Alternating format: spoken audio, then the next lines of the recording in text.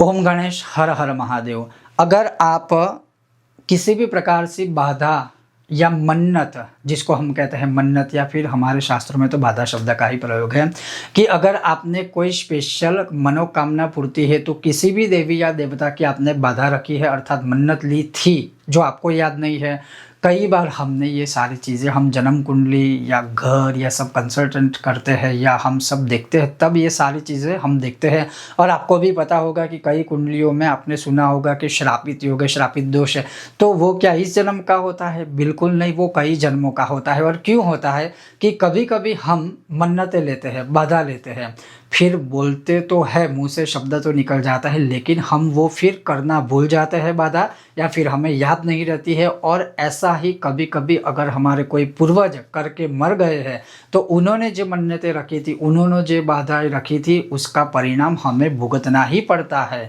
और ऐसे कई परिवार हमने देखे हैं जो कई प्रकार के उपायों के बाद भी वो उसी जगह पर है जहाँ पहले थे, अर्थात दुख से पीड़ित है, दरिद्रता से पीड़ित है, कई प्रकार के आकस्मिक संकट उनके जीवन में आते ही रहते हैं, वो उससे मुक्त नहीं होते। क्यों?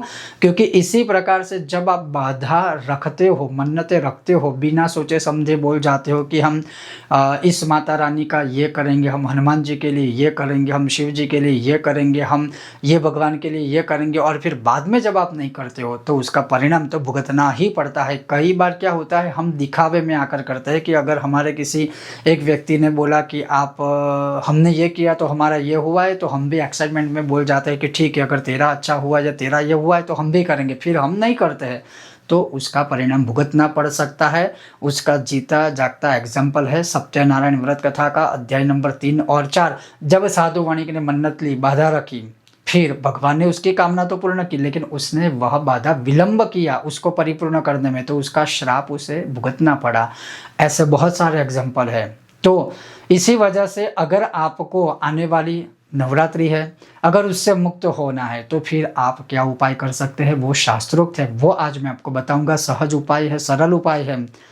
अगर आपको ये पसंद आए तो लाइक कीजिएगा, शेयर कीजिएगा, चैनल पर नए हो तो सब्सक्राइब कीजिएगा। तो आपको करना क्या है कि अगर आपके कुलदेवी माता आपको पता है तो आप अपनी कुलदेवी माता के सामने एक दिया गौ माता के घी का लगाए, जो माता रानी के राइट हैंड साइड होगा, जब हम बैठेंगे तो हमारी लेफ्ट हैंड साइड होगा। एक दिया आप लगाए सरसों के तेल का, जिससे बाधाओं से आप मुक्त हो जाओगे और पारिवारिक जो भी समस्याएं है धीरे धीरे करके वो खत्म होगी। और वो जो तेल का दिया है सरसों के तेल का, वह माता रानी की लेफ्ट हैंड साइड होगा, और जब हम बैठेंगे तो हमारे राइट हैंड साइड होगा। बात खड़ी हो लेती हो, कोई लेना देना नहीं है।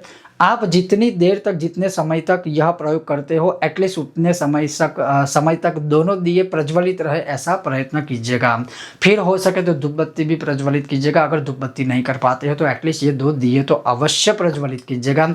फिर आपको या तो स्फटिक की माला, या तो लाल चंदन अर्थात रक्त चंदन की माला, या फिर अगर वो भी ना है तो कमल गट्टे की या कमल गट्टे के बीच की माला लेनी है। और इससे कम से कम एक माला, 3 माला मैं आपको सजेस्ट कर रहा हूं। और अगर आप चाहें कि आपको इस नवरात्रि में ऐसे श्रापों से मुक्त होना है तो आप पूरा अनुष्ठान कीजिए, हर रोज 9 माला कीजिए। अंत में यज्ञ करना नहीं करना वो आपके ऊपर है, लेकिन एटलीस्ट आप इतना तो करके सभी प्रकार के शापों से मुक्त हो सकते हो। और जब आप यह करते हो तब प्रॉपर कीजिएगा। जैसे माता रानी के आगे जब आप यह शुरुआत करते हो तो माता रानी से प्रार्थना कीजिए कि अगर हमसे अनजाने में कोई बाधा विलंबित हुई है, हम भूल गए हैं, या हमारे पूर्वज ने नहीं की है, और उसका परिणाम अगर हम भुगत रहे हैं, तो आप हमें इस विधान से, इस मंत्र के जाप से उससे मुक्त कीजिएगा, ऐसा संकल्प लीजिए। फिर कोई इसके विशेष नीति नियम आदि नहीं है, लेकिन आप चाहे तो नीति नियम का पालन कर सकते हो। अगर अनुष्ठान करते हो तो नॉर्मली आप 1 दिन माला करते हो तो कोई दिक्कत या कोई समस्या नहीं है। फिर जो मंत्र आपको जपना है वो मंत्र ये है, ओम सर्वबाधा विनिर्मुक्तो धन धान्य सुतान्वितः मनुष्यो मत प्रसादेन भविष्यति न संशयः। बस ये मंत्र जो दुर्गा सप्तशती का ही है और ये शास्त्रोक्त है, ये करने मात्र से ही धीरे धीरे मनुष्य सर्वबाधा विनिर्मुक्तो, आप धीरे धीरे करके सभी बाधाओं से मुक्त हो जाएंगे। मनुष्य मत प्रसादेन, मनुष्य माँ भगवती की कृपा से, प्रसाद पात्र से ही धन धान्य धन धान्य समन्वित या सुतान्वित आप धन धान्य को प्राप्त करोगे, भविष्यति न संशय, भविष्य में भी आप कोई दुख को प्राप्त नहीं करोगे, कोई बाधा बंधन को प्राप्त नहीं करोगे। ऐसा महान चमत्कारिक ये मंत्र है। तो इस नवरात्र में आप सभी प्रकार की बाधाओं से मुक्त होना चाहते हो तो माता रानी के सामने अवश्य, कुलदेवी के सामने अवश्य आप यह प्रयोग कीजिए, क्योंकि कभी कभी बाधा मन्नतें रख रख कर लोग इतने दुखी परेशान हो जाते हैं, फिर वो पूरी दुनिया में घूम के भी आएंगे ना, तब भी उनके दुख का निवारण नहीं होता है। और ये हमारा पर्सनल अनुभव है, जो हम सबकी कुंडलियाँ देखते हैं या कई परिवार हम देखते हैं कि एज इट इज़ वो दुखी ही रहते हैं, और उसका अंत में जब ये विधि विधान या अनुष्ठान आदि हम करते हैं तब जाके उनको कुछ ना कुछ रिजल्ट मिलता है। हम उनको भी सजेस्ट करते हैं कि आप स्वयं भी करें, तो ये अवश्य इसका आपको फल मिलेगा।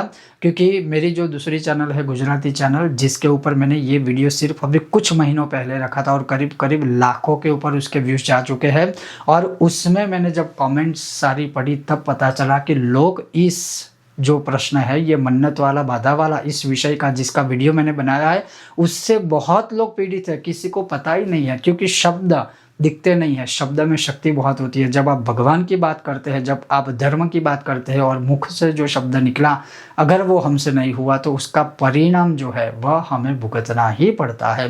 तो ये था एक विषय वीडियो। अगर आपको यह विषय वीडियो पसंद आया हो तो लाइक करें, शेयर करें, चैनल पर नए हो तो सब्सक्राइब करके घंटे का चिन्ह दबाइएगा। बहुत जल्द मिलते हैं नए विषय वीडियो के साथ, तब तक आप देखते रहिए कर्मकांड बाय आनंद पाठक मेरे साथ। ओम गणेश, हर हर महादेव, जय माता दी।